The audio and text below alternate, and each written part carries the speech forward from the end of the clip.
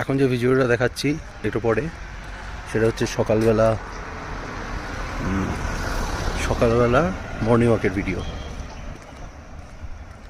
দেখতে থাকুন। সকালে বেরিয়েছি মর্নিং ওয়াকে। এখানকার রাস্তাটা না কিছুটা ওপরে উঠতে হবে, কিছুটা নিচে নামতে হবে।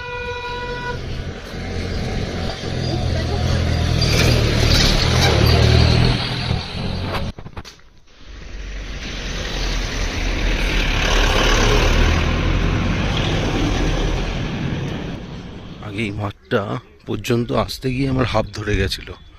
এই মাঠটা এখন এসে এক রাউন্ড ঘুরে তারপর বেরিয়ে যাব।